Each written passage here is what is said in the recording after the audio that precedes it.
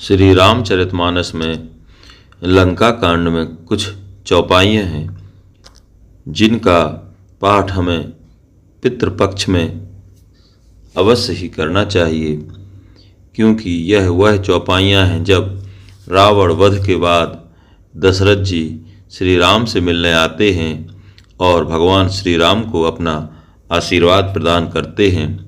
पितृपक्ष में इन चौपाइयों को पढ़ने के लाभ निम्नलिखित हैं। पितरों को तृप्ति मिलती है। रामचरितमानस के इस अंश में दशरथ जी का स्वर्ग से पुत्र श्री राम से मिलना और आशीर्वाद देना दर्शाया गया है। पितृपक्ष में इसका पाठ करने से हमारी पितृ आत्माओं पूर्वजों को भी आनंद और संतोष का अनुभव होता है।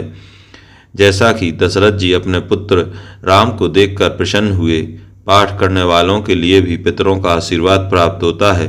परिवार में सुख शांति और सौभाग्य बढ़ता है।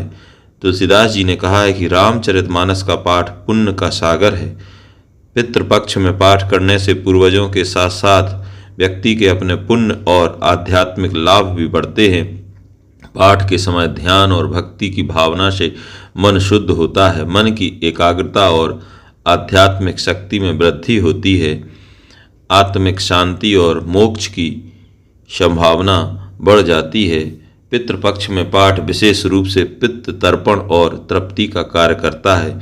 इससे पितरों की आत्मा को शांति होती है और मोक्ष की संभावनाएं बढ़ जाती हैं। सुबह या संध्या को यह पाठ करना अत्यधिक फलदायी माना जाता है। पाठ के बाद तर्पण जल, तिल, पिंड आदि अर्पित करें। यदि संभव हो तो सकल परिवार के लिए एकत्रित होकर पाठ करें।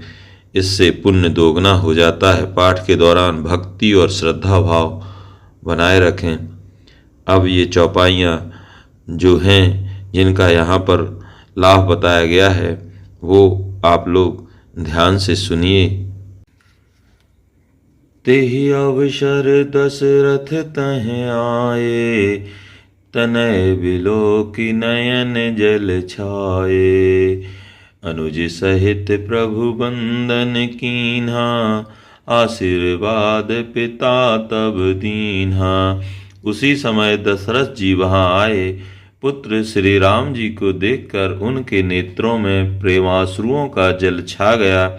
छोटे भाई लक्ष्मण जी सहित प्रभु ने उनकी वंदना की और तब पिता ने उनको आशीर्वाद दिया।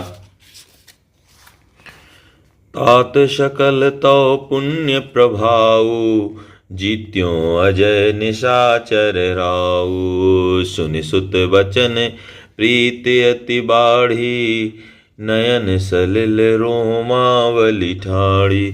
श्री राम जी ने कहा, हे तात, यह सब आपके पुण्यों का प्रभाव है जो मैंने अजय राक्षस राज को जीत लिया। पुत्र के वचन सुनकर उनकी प्रीति अत्यंत बढ़ गई। नेत्रों में जल छा गया और रोमावली खड़ी हो गई। रघुपति प्रथम प्रेम अनुमाना, चितहि पितहि दीनहु दृढ़ ज्ञाना। ताते उमा मोक्ष नहीं पायो, दशरथ भेद भगत मन लायो। श्री रघुनाथ जी ने पहले के जीवित काल के प्रेम को विचार कर पिता की ओर देखकर ही उन्हें अपने स्वरूप का दृढ़ ज्ञान करा दिया। हे उमा, दशरथ जी ने भेद भक्ति में अपना मन लगाया था। इसी से उन्होंने कैवल्य अर्थात मोक्ष नहीं पाया। सगुनोपासक मोक्ष न लेहि, तिन कहूँ राम भगति निज देहि। बार बार करी प्रभु ही प्रणामा, दशरथ हरसि गए सुर धामा। माया रहित सच्चिदानंदमय स्वरूप भूत दिव्य गुण युक्त सगुण स्वरूप की उपासना करने वाले भक्त इसी प्रकार का मोक्ष लेते भी नहीं।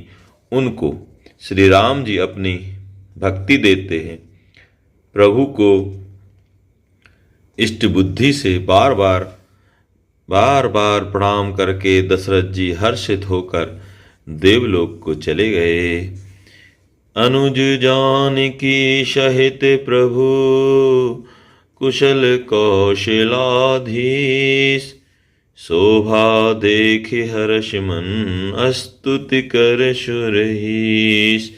छोटे भाई लक्ष्मण जी और जानकी जी सहित परम कुशल प्रभु श्री कौशलाधीश की शोभा देखकर देवराज इंद्र मन में हर्षित होकर स्तुति करने लगे। जय जय श्री राम।